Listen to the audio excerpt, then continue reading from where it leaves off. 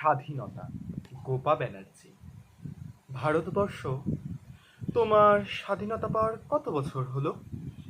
মনে পড়ে তোমার সেই বীর শহীদ পুত্রদের কথা?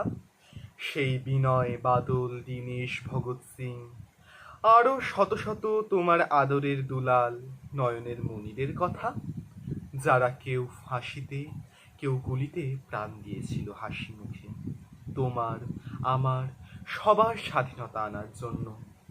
নাকি তুমিও বেঈমান হয়েছ, তোমার কোলে বেঁচে থাকা আমাদের মতো দুপে জন্তুগুলোর মতো? জানো ভারতবর্ষ, যখন তোমার ওই বীর পুত্রদের কথা চিন্তা করি, তাদের অকৃপণ দেশভক্তির কথা, কত নির্মম ভয়াবহ নিষ্ঠুরতা মুখ বুজে সহ্য করেছে। হাসি মুখে নিজেদের পরিবার, সুখ, শান্তি, মায়া, মমতা সব কিছু বিসর্জন দিয়ে নিজেদের তরতাজা বুকগুলো যৌবনের রক্তে রাঙিয়ে দিয়েছিল নিঃস্বার্থে, শুধুমাত্র আমাদের জন্য, ভারত মাতার জন্য। ভাবলে গর্বে বুক ফুলে ওঠে আমাদের মতো নীচ মানসিকতার মানুষদের। দেশ স্বাধীন হবার ৭৭ বছর পরেও আমরা কি সত্যিই স্বাধীন হতে পেরেছি? আজও আমরা কাঁটাতারের বেড়াজালে আটকে, জাত পাতের নামে হিংসা ক্রোধে শেষ হচ্ছে শত শত জীবন, অর্ধাহারে অপুষ্টিতে জন্ম নিচ্ছে শিশু, শিক্ষা ও স্বাস্থ্য নিয়ে ব্যবসা। আজ স্বাধীন ভারতে সত্যি কি স্বাধীনতা পেয়েছে মেয়েরা?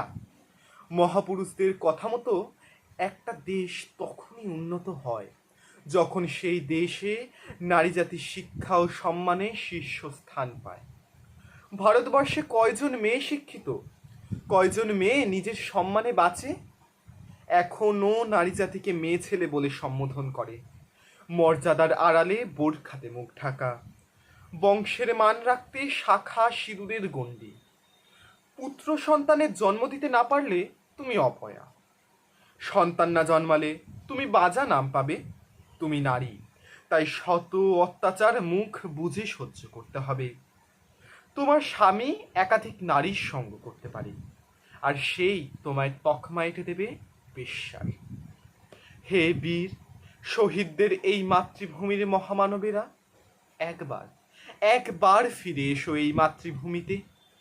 যেভাবে দেশ স্বাধীন করেছিলে, ঠিক সেইভাবেই স্বাধীনতা এনে দাও এই দেশের সকল নারী জাতির হাতে।